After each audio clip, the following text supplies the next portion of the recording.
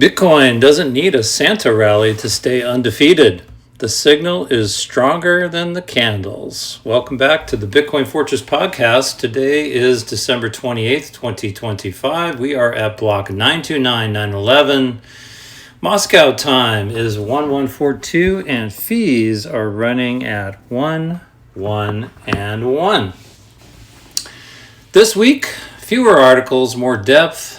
We're going to go through a shorter number of stories, high signal only, so we can actually think instead of speed reading the headlines. All right, before we hit the headlines, here's the signal stack, the three forces shaping Bitcoin right now. First up, Bitcoin is trading like a macro asset again. Year-end liquidity is thin. And Bitcoin is moving with risk-on, risk-off psychology more than ideology. Second, ETF flows are the new tide chart. Not the whole story, but a daily sentiment barometer. And into Christmas, the tide went out. And third, infrastructure is bifurcating. Mining equity winners are increasingly AI data center hybrids, while pure Bitcoin miners lag. With that framework, let's get into the week's stories, grouped by theme, and I'll keep moving with what happened, why it matters, my take, and what to watch next. First up, we'll get into price, macro, and narrative. Year-end chop. Bitcoin ranges near the high 80s. Bitcoin stayed range-bound around 88 to 89,000 during the thin holiday trading. Thin liquidity exaggerates moves. People overreact to noise. The lack of excitement is often the setup for Q1 volatility. Volatility doesn't disappear, it stores up. And this is where conviction beats prediction, and DCA is better than vibes. What to watch next will be the first full trading week in January and liquidity returning. And if you're wondering why sentiment feels heavy, well, that's because fear ticked up as Bitcoin slipped towards 88,000 midweek. Reports highlighted extreme fear vibes as Bitcoin dipped near 88,000. So why does this matter? Well, sentiment tends to bottom before the price bottoms. Retail psychology is still a leading indicator for bad timing. And so fear is the fee you pay for asymmetric upside. Bitcoin's job is to be volatile. Your job is to be consistent. And I'm sure there's a little bit of that old, the 4-year cycle is here, sell, sell, sell, bear market coming, etc. And that may be true. And Bitcoin may go all the way back down to 40,000. And if it is, then you're just dollar cost averaging into that, which is great. And if it doesn't, if the 4-year cycle's over, as some people say, well, who cares? What to watch next is options expiry and positioning catalysts, especially in early January. And finally, in this segment, the mainstream pushback. Gold beat Bitcoin narratives are gaining steam. Commentators argued investors chose gold over Bitcoin in 2025. And frankly, I've even seen a few about silver lately. Well, if you'd have bought silver 2 weeks ago, you would have beat Bitcoin all year, which is a fun little meme. Again, this is classic late cycle storytelling. Bitcoin is boring now. That narrative usually appears when the market is cleaning out the tourists. Gold didn't win. Gold did gold things. Bitcoin did Bitcoin things. Bitcoin's story is sovereignty, not quarterly performance. And again, when in doubt, zoom out. What to watch next? Whether the macro tailwinds shift back toward liquidity expansion or not. But certainly if you've been holding your Bitcoin lately and watching all the madness in the precious metals and in the stock market, you, I'm sure, are scratching your head going, am I wrong? Did I make the wrong decision? And that is exactly what you need to overcome and go, I have conviction and I'm just going to be patient and it's all going to work out. Next category up, ETFs, institutions, and Wall Street Bitcoin. First up, spot Bitcoin and Ether ETFs saw outflows heading into Christmas. Another wave of outflows hit on December 24th as traders reduced risk into the holiday break. Why does this matter? ETFs convert Bitcoin into a portfolio sleeve that gets trimmed when desks de-risk. It reinforces the idea ETFs increase access, but also increase correlation. ETF flows, though, are not adoption. They are simply allocation. Self-custody is still the end game if you want Bitcoin and not a ticker. And next up, we need to watch early January rebalancing. Flows often reverse when the desks return from the holidays. Next up, some hard data. Farside flow table shows multiple red days in a row. Farside's daily Bitcoin ETF flow data shows consistent negative days around December 22nd through the 24th. Why does this matter? Well, this is your weather report for price pressure. It helps explain range-bound Bitcoin despite plenty of bullish narratives. Again, you don't worship the flows, you use them as information. Flows explain pressure, not destiny. And what to watch next is whether IBIT and FBTC turn positive first, often a tell. Strategy paused, raised some cash, but didn't buy Bitcoin. Reports noting that Strategy paused buying after raising proceeds via share sales. So Strategy has become a market narrative engine. A pause changes the vibe. It also highlights a key truth. Corporate Bitcoin is subject to capital markets. The important part isn't did they buy this week, it's the playbook they normalized. If the premium compresses, the strategy gets harder. That's a feature, not a bug. What to watch next, whether they resume buys when liquidity improves or if they pivot toward balance sheet defense, raising more money, not buying Bitcoin, and just holding. 2025 Corporate Treasury Playbook spread beyond strategy. Roundups highlighted how corporate crypto Bitcoin treasury strategies broadened during 2025. This normalizes Bitcoin on balance sheets, even if many will fail the trade. It creates future forced seller risk and future copycat buyer cycles. My thought is treasury adoption is bullish, and it's not the same as citizen adoption. The cleanest version remains no leverage, long horizon, cold storage. And what to watch next? Which companies adopt Bitcoin without financial engineering? That will be interesting. Next up, we'll go through mining, energy, and infrastructure. Mining stocks in 2025, iron stood out. Laggards fell behind. CoinDesk did a year-end review and called out iron as a standout and BitDeer as a laggard, with a broader split between AI-adjacent miners and pure plays. Mining is becoming a power plus infrastructure business, not just hash rate. AI demand is reshaping capital allocation in the sector. The market is rewarding power strategy more than Bitcoin exposure. Meanwhile, the network just keeps ticking, unimpressed.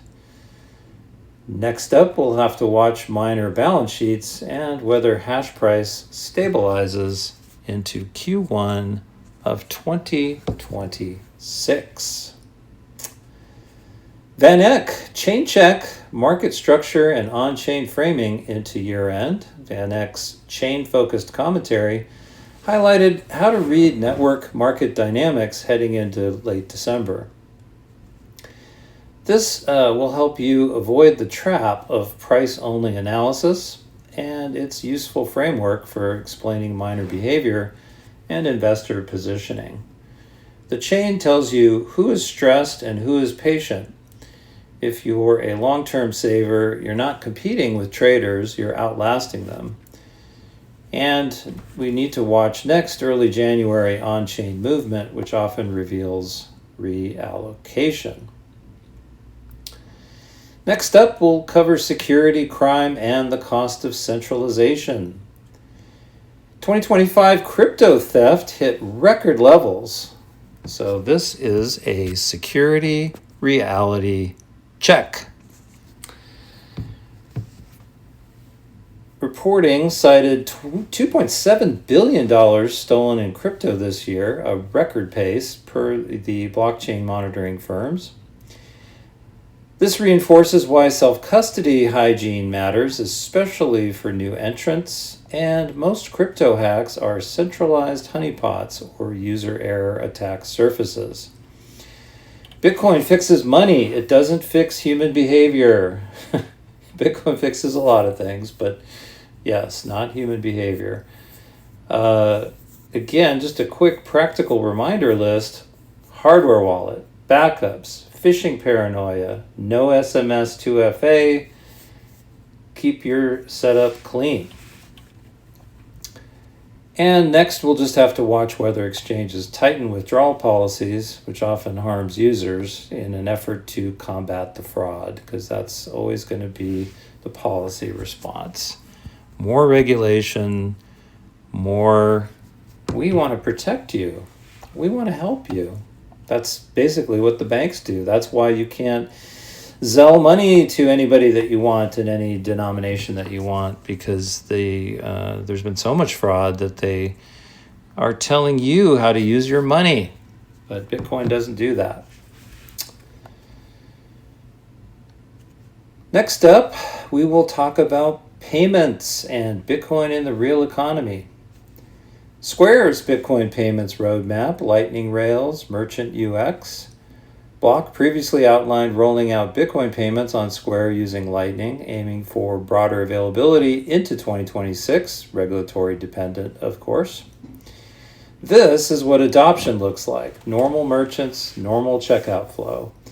And even if users don't custody, it increases everyday optionality. Merchants don't want a revolution. They want lower fees and fast settlement. If Square makes it boring, well, that's the win.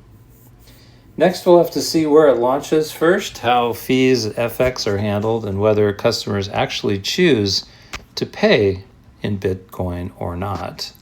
And of course, if you want to support the Bitcoin circular economy, what do? You buy and replace, buy and replace, buy and replace, buy and replace. And then you can use your Bitcoin for purchases. Stablecoin settlement expansion signals 24/7 money expectations. Shift4 launched a stablecoin settlement capabilities for merchants, not Bitcoin, but part of the same always-on money trend. Why does this matter? Stablecoins are the fiat UX upgrade that trains the world for internet money. They also highlight the difference: permissioned rails versus Bitcoin's neutrality. Oh, and by the way, especially in the US now, they don't pay a yield, so you pretty much don't want to have all your money sitting in stable coins. So what will people do? They will probably put it into Bitcoin for savings and then pull it out when needed for purchasing. Seems like a good plan. Stablecoins are a bridge, not the destination. They teach the market to demand speed. Bitcoin teaches the market to demand sovereignty. We'll have to watch regulatory pressure on stablecoin issuers and settlement networks.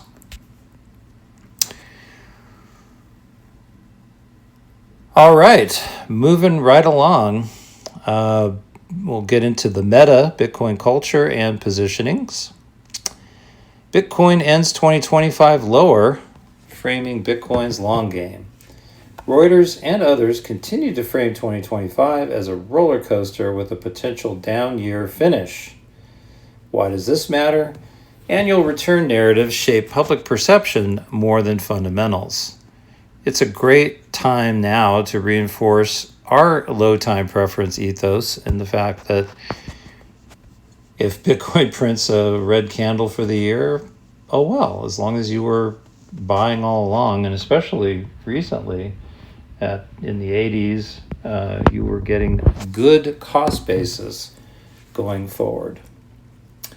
Bitcoin doesn't care about your calendar. It does care about blocks. And TikTok, next block.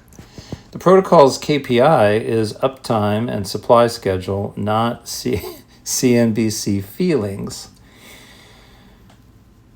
We will need to watch next Q1 positioning once the tax loss selling and rebalancing clears. And I'm sure there's quite a lot of that going on. I've seen a lot of emails from different providers saying, don't forget to take advantage of your tax loss selling this year.